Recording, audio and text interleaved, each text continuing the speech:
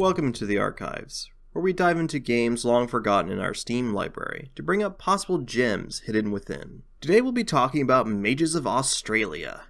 No, wait, I learned how to pronounce it this time. Mages of Mystralia, where we play as Zia, who kills her family within 2 minutes of starting up the game.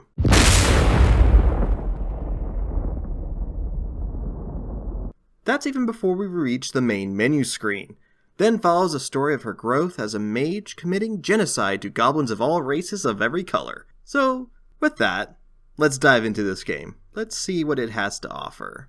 Every decade in this world, a child is born or chosen with the gift of magic. Which sorta sucks in this world because the government thinks anybody who can magic is evil and should die. And our explosive happy girl has been hiding her gift for a bit in her life now. Starting off the game with the accident that kills her family and pushes her towards a man named Mentor, where he says he will teach her the ways of magic because life ain't fair and you're gonna be a wizard, Harry. Which then begins the game as you become the wizard's apprentice. But sadly, not with Nick Cage, but this clown. And you know what? Not even either, as you find a nice whispery book that actually mentors us, while the mentor is like, hey, it's fine, go to the dangerous places, little girl, I'm sure you'll survive this cruel world. If I sound upset on how this game starts with this, you're right. Rather than starting us off in the village having our main character, say, interacting with our uncle, and maybe going around town doing some small chores, while learning how to move, interact with people, it could show Zia trying to hide her magic, showing that she's starting to lose control of it since she hasn't been trained how to handle it. This I would have felt would have made us more attached to Zia as a character, and the citizens of the village too, since it's pretty important later on. Also learn how the people view mages due to the political nature of the world. Then we could have the accident and feel more attached to the situation. Then the game seems like they want us to care about the mentor, but he's just kind of there as a quest giver and doesn't help us in any meaningful way. In my playthrough, I never really felt attached to any of the characters in this game, except maybe Flower Lizard Boy. He's cool, he just likes his plants. Eventually the game builds up to a big bad evil guy gonna use some old magic to do some really bad things, and no other mages cannot be bothered to do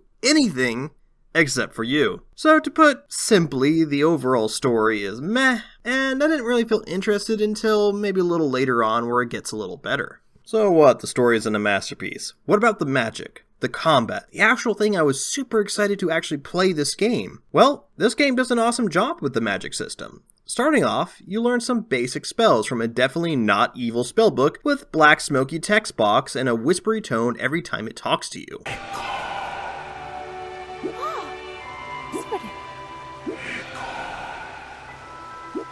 Involving the 4 basic elements this game uses, a lightning swipe attack, a tiny fire mine, a wet floor sign disaster, and a windshield. Pretty basic, yes, but then you start to collect runes that can have a massive effect in how your spells operate, such as the first runes that you get are being the move rune, which changes your fire mine into a firebolt, your windshield into a dash, and turns your wet floor sign disaster into a bigger problem. Certain runes make the spell mana cost higher, while others can lower it, but it can make your spell a little unpredictable. To get runes, you have to explore and sometimes craft spells to solve problems, or different puzzles, that give you additional runes. Some puzzles cannot be solved without certain combinations of runes, so which leads to your character when they backtrack into areas to unlock things they couldn't before. Crafting spells also have a small mechanic to it, having to line up the runes in certain ways to get the spells to function, which is also how the other half of the puzzles work in the game, where you have to line up certain stones in a celestial order to unlock a door or something in that nature. These mechanics work together in a satisfying way where you feel rewarded by interacting with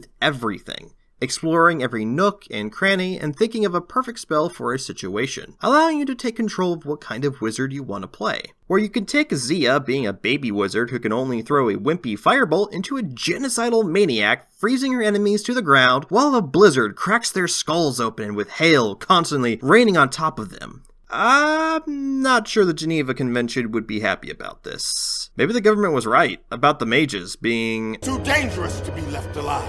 I'm too weak.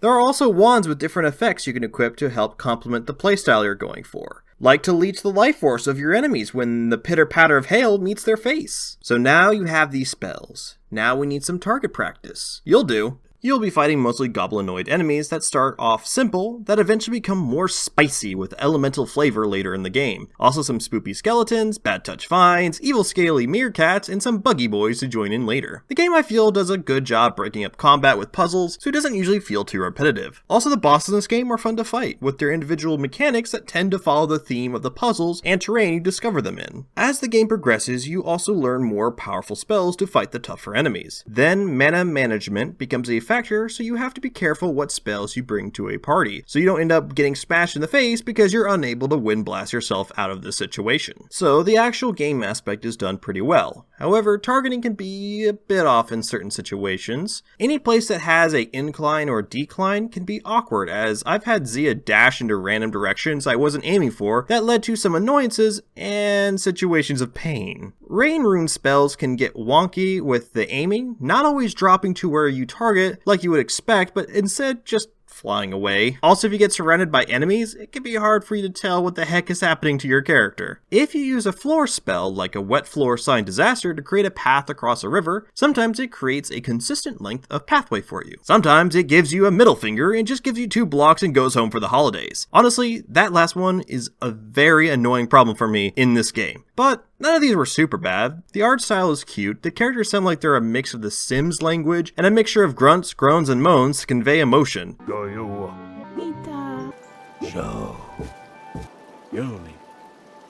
And the mentor is still a useless character. Seriously, he doesn't teach you anything. My definitely not evil spellbook that whispers directly into my brain tubes is a better teacher than him. Hell, the target dummies are more useful. And they be dummies. So to cap, Mages of Mystralia is a magic puzzle game with fun customization of spells and playstyles. I accidentally 100% in every aspect of this game because I enjoyed it a lot. I wanted to find the other runes and items so I could cast bigger and better spells. Also these purple things to allow you to increase your max mana and health, running my play time at about 15 to 19 hours. I'm not sure, Steam and Mages can't seem to agree, so with that, a $20 price tag makes this game a good deal. Slap 5 more smackaroonies if you want to headbang to their orchestra soundtrack on your own time. So if you got this game hiding in your library, give it a go. Well, at least this game realizes ding-dongs like me are not very good with words. But hey, that was another Into the Archives video. I really enjoyed the game and hope I inspire others to enjoy it as well. Let me know what you guys think. Next up's a genre I don't do very well with. Horror, but now with song!